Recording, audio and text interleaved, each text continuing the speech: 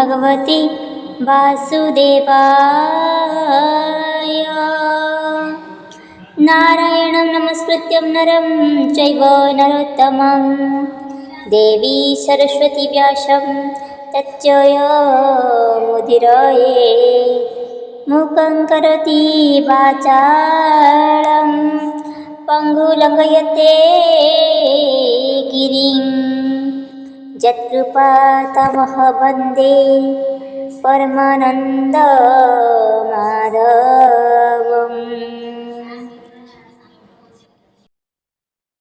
भागवत महापुराण तृतीय स्कंद द्वाविंश अध्याय। मैत्रेय उवाच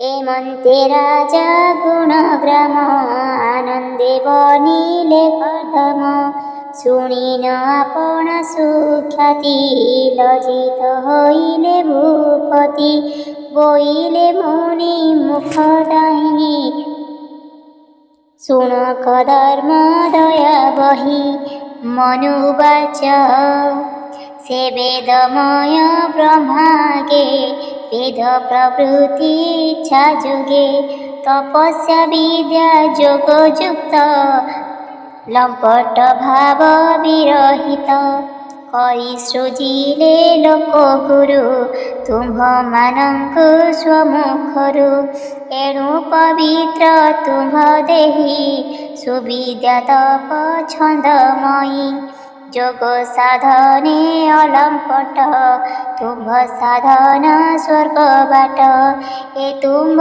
धर्म रक्षार्थे से पितामह ए जगते सहस्रे भुज तेज घेनी सृष्टि पालने पद्मजोनि क्षत्रिय जाति भियाइला से तेज सृष्टि आवरिला एबेनी तेजे बेनी रहे धर्म पालने देह बहे एणु तुम्हार दर्शने संशय न रहे मने तेणु अनेक भाग्य मोर देखिली तुम्हार शरीर तुभ चरण रजनीर पवित्र कला मो शरीर प्रकृत जन मानकर जे रूपटे आगोचर तुम्हार अनुग्रह पाई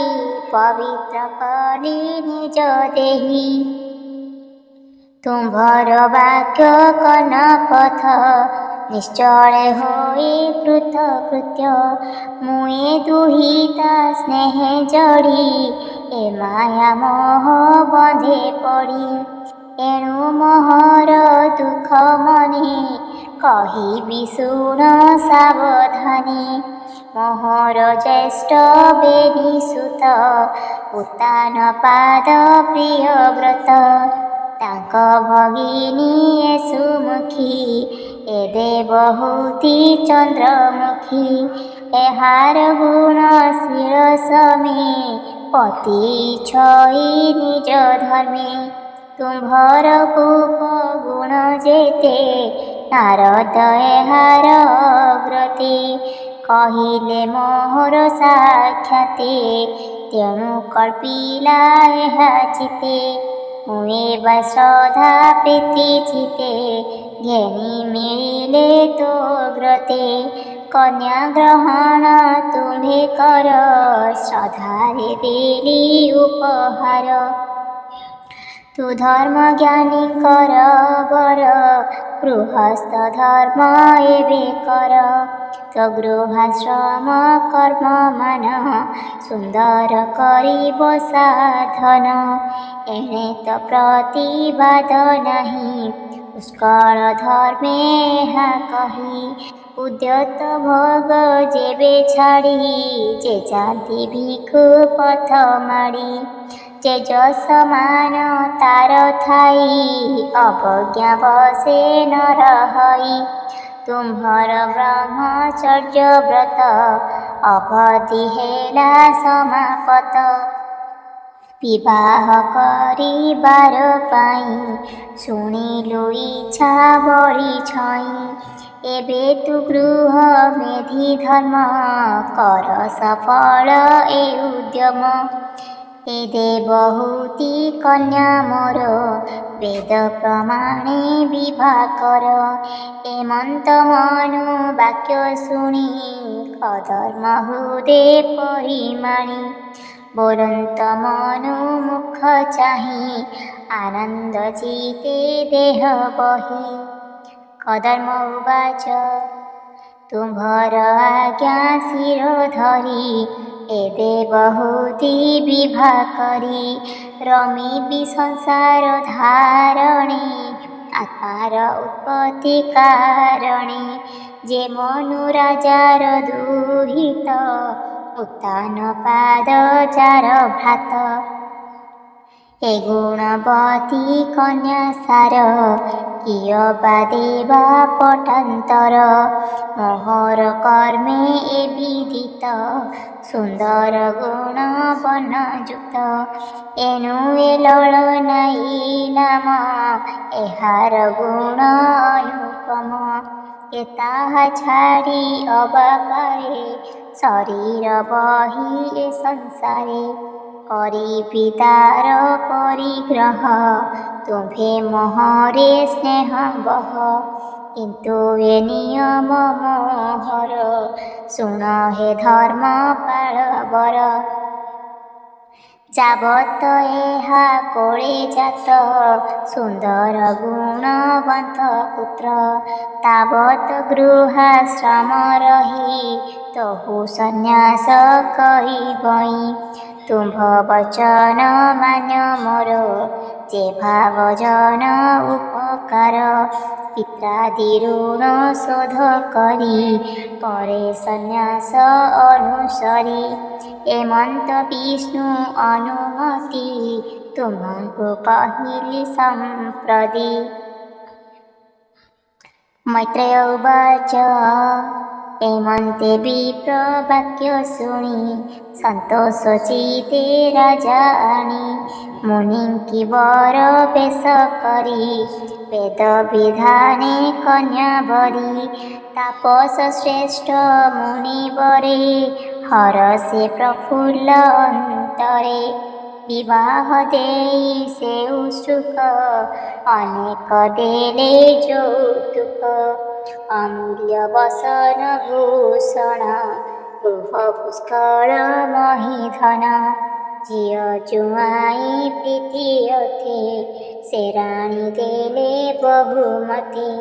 ସକଳ ଦେଇ ମୁନି ଜନେ ବୁଧିଲେ ଅମୃତ ବଚନେ। ଆନନ୍ଦ ଚିତେ ଦଣ୍ଡ ଧରି ମୁନିଙ୍କି ଆଲିଙ୍ଗନ କରି।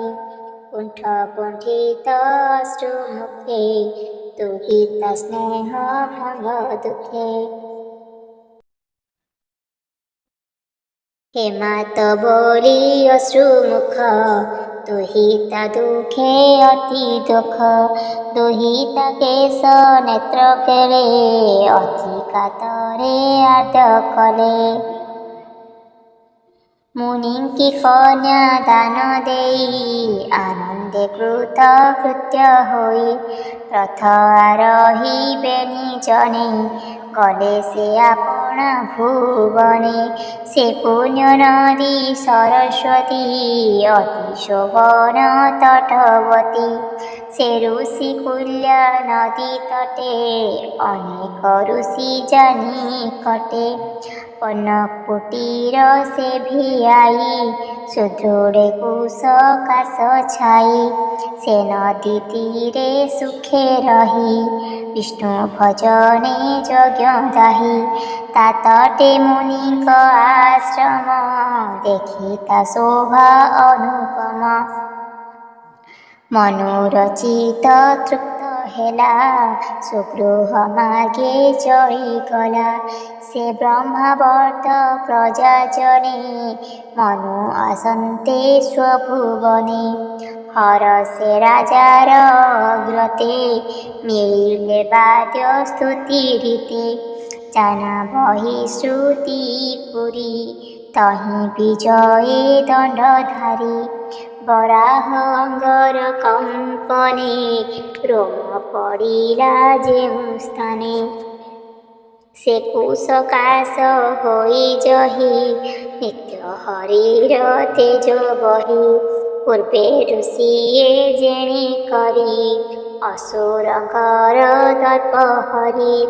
ତେଜଜ୍ଞ ବିଷ୍ଣୁ ପାଦ ତଳେ ଯଜ୍ଞେ ବୁଝିଲେ ଏକ ମେଳେ। ସେ ମନୁସ୍ଥାନ ତହିଁ ପାଇ ଯଜ୍ଞ ପୁରୁଷ ଯଜ୍ଞେ ଦାହି। ପୁର ନିର୍ମିତ କୁଶକାଶେ ସେ ସ୍ଥାନେ ତାପତ୍ରୟ ନାଶେ। ସେ ଗୃହେ ପତ୍ନୀ ତୁଲେ ରହି ସନ୍ତତି ସହ ପ୍ରିୟ ବହି। କଳ୍ପିତ ସୁଖ ବୈଭୋଗେ ସେ ପ୍ରଜା ଅର୍ଥେ ରତି ରଙ୍ଗେ। ଶୋଷର ଗୀତ ନାଦ ଶୁଣି କନ୍ଦିବେ ସ୍ତ୍ରୀ ବୃନ୍ଦ ଘେନି। ସଙ୍ଗୀତ ରସ ବୀଣା ନାଦେ ଲଳିତ ଗୀତ ଅନୁବାଦେ। ପ୍ରତି ଦିବସ ରାତ୍ରି ଅନ୍ତେ କୃଷ୍ଣ ଚରିତ ହୃଦୁଗତେ। କନେ ଶୁଣନ୍ତି ଧ୍ୟାନ କରି ଚିତ୍ତେ ଗୋବିନ୍ଦ ଭାବ ଭରି। ନିରତେ କୃଷ୍ଣ ନାମ ଘୋଷେ ସେବେ ନିଜ ଗୃହ ବାସେ। ବିଷ୍ଣୁ ଚରିତ ହୃଦେ ଭରି ନାମ ଶ୍ରବଣେ ଆଶା କରି। ସେ ମନୁ ଯୋଗ ମାୟା ଭଙ୍ଗେ ଥିଲେ ହେ ତାହାଙ୍କୁ ନ ଲାଗେ। ଜାଗ୍ରତ ସ୍ୱପ୍ନ ଯେ ସୁଷୁପ୍ତି ତାହାଙ୍କୁ କେହି ନ ବାଧନ୍ତି। ଯେଣୁ ସେ ହରି ପରାୟଣ ଅଟଇ ମନୁ ନୃପରାଣ। କୃଷ୍ଣର କଥା କନେ ଶୁଣି ତା ରୂପ ଧ୍ୟାନେ ପରିମାଣେ। ମୁଖେ ରଟନ୍ତି ନାମ ତାର ତା କଥା କହି ନିରନ୍ତର। ଏମନ୍ତେ ନିଜ ମନ୍ୱନ୍ତର ଯେ ଯୁଗ ଗଣନା ବେଭାର। ଏକ ସପ୍ତତି ଚତୁର୍ଯୁଗେ ହୋଇଲା ମନ୍ୱନ୍ତର ଭୋଗେ। ଏମନ୍ତେ ହରି ଭାବ କରି ତୃତୀୟ ତାକୁ ଯେ ନିସ୍ତରି। ସେ ପୁଣି ମୁନିଙ୍କର ବୋଲେ ବିବିଧ ଜ୍ଞାନ ହିଁ କହିଲେ। ତ୍ରିବିଧ ବାଧା ଲୋକେ ଅଛି ଭକ୍ତଙ୍କୁ ନ ଲଗାଇ କିଛି। ମନୁର ବାଧା ନଥିଲା ଯେଣୁ ହରିଙ୍କି ଆଶେ କଲା। ଶୁଣ ବିଦୁର ପୁଣ୍ୟ ଦେହା କହିଲି ପଚାରିଲୁ ଯାହା। ସେ ଆଦିରାଜ ମନୁ କଥା ଶୁଣନ୍ତେ ତୁଟେ ଭବ ବ୍ୟଥା। ଏ ସୃଷ୍ଟି ଆଦିର କାରଣ ଏବେ ହୋଇ ମନୁ ବଂଶ ଶୁଣ।